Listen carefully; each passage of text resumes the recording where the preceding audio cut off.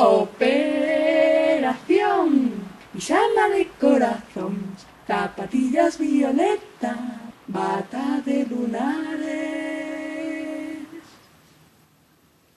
Eu, Rita, dixen con urxencia para que volvese a retomar a frase inicial.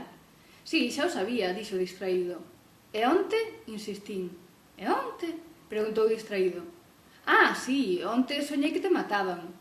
Erguínme de inmediato nun acto reflexo e botei a correr cara á porta. El, con máis rapidez aínda, interpúxose no meu camiño, interrompendo a fuxida. Non te preocupes, non vai ser agora, dixo tratando de tranquilizarme. Pero non me tranquilizou, a morte estaba dentro do destino de todo o mundo, aínda que eu esperaba ser unha excepción, ou polo menos non contaba con ela tan pronto. Teño un medio plan, dixo. Pero temos que fuxir xa. Fuxir? Fuxir aonde? Cal é ese plan? Preguntei nerviosa. El sorriu ca dozura daquel día na rúa e por fin conseguiu tranquilizarme. Conseguiu que a idea da morte se esfumara e que a paz me invadise. Ben, si, estoulle botando poesía demais, pero é que estaba tan guapo cando sorría.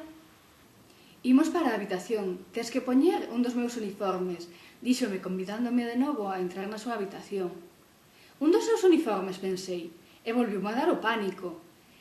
E se me atopaba con alguén como a nós, e me vían case como se estivese despida? Non. Un uniforme da Garda Amarela non, rosmei. El miroume con sorpresa. Só é un traxe, dixo. Só un traxe, dicía. Se el soubera. É a mellor opción. Pensa que será de quen menos sospeiten, comezou a explicar. Pedín vacacións, temos unha semana de marxe. Despois, se non me presento ao servicio, pois... E quedou pensando. Teño que mirar no manual, dixo dando voltas de redor. Non te preocupes, tranquilicei. Seguro que o resultado é morte. Miroume e fixo un xesto de conformidade. Viña sendo case o remate de todas as saídas de Tom. E puxose a revolver no armario.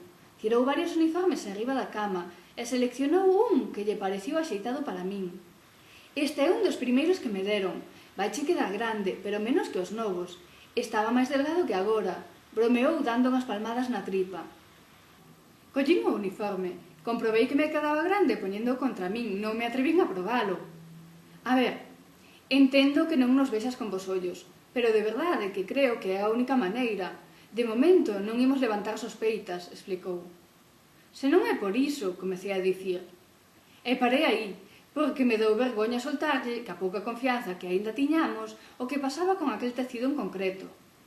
Pensei en dormir ata que se xa de día, e marchar a iso das 12, cando máis xente haxa pola rúa, explicaba mentras metía cousas nunha bolsa. Non imos poder levar moito equipaxe, o imprescindible. Non, se me dá igual, eu non teño moito, respondín.